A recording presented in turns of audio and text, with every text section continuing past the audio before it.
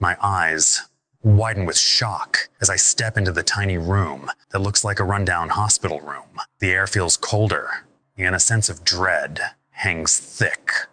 In the corner, a feeble hospital bed holds an unconscious young woman. The primary element is a heart rate monitor's steady, metronomic beeping. It's a constant reminder of life's pulsating rhythm, creating a reassuring cadence that permeates the room. Confused, I mumble, "What the hell is this?"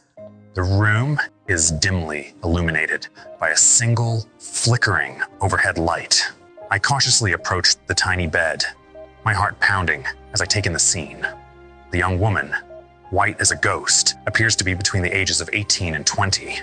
Tubes and wires connect her to an IV, with sinister-looking medication bags hanging ominously overhead.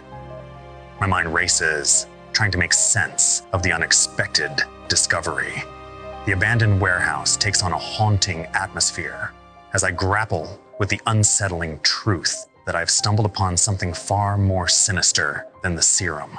But I have yet to notice the true horror of the scene before me, because the young woman lies motionless, trapped in an ominous slumber, and I am left with an unsettling realization that the woman is pregnant.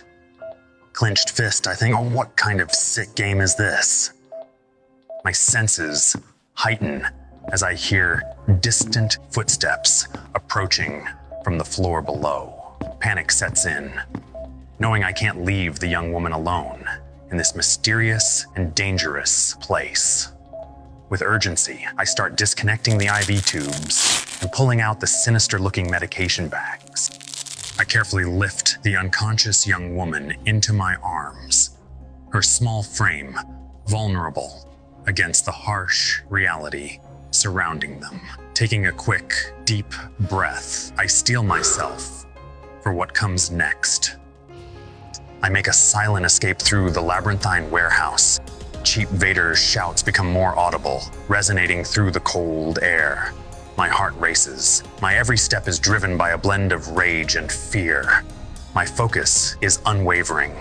I navigate the maze, determined to reach safety with the unconscious girl. I burst through the exit doors and into the moonlit night.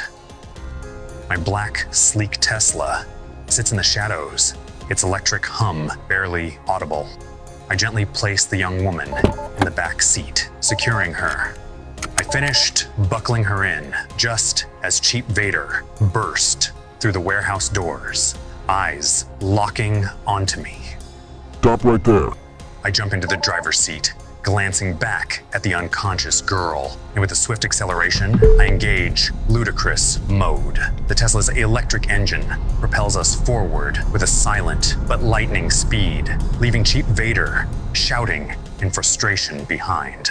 The warehouse fades into the distance as I speed away, driven by a mix of determination, adrenaline, and the responsibility I feel for the mysterious girl now under my protection. The night air rushes past as I race toward my destination, leaving behind a trail of questions and a relentless pursuer in the darkness. Within breath-holding minutes, the sleek Tesla screeches to a halt outside my ominous-looking office, my adrenaline still coursing through my veins. I swiftly unbuckle the unconscious young woman from the back seat and carry her into the dimly lit space. I shout into the darkness, "Mega Desk, turn on the lights." The room flickers to life as Megadesk responds to my command. Now in a state of urgency, I call out for guidance.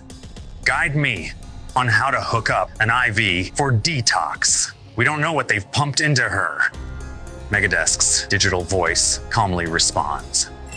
Please provide patient information. Panicked, I respond. "I don't know, just help me." I place the young woman on the table. I wipe everything off the desk in a furious motion. Papers, charts, and gadgets scatter to the ground as I desperately figure out how to help her. Megadesk makes an observation. Observation. The patient is wearing a medical ID wristband. My focus was solely on the young woman. I hadn't noticed the wristband until now.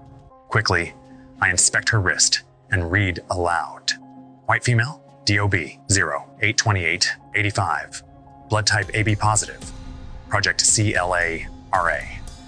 The revelation of the mysterious project adds another layer to the enigma surrounding the unconscious woman. My hands move with a mix of determination and anxiety as I begin the process of setting up the IV for detox. The room is tense with the uncertainty of what this night has unfolded.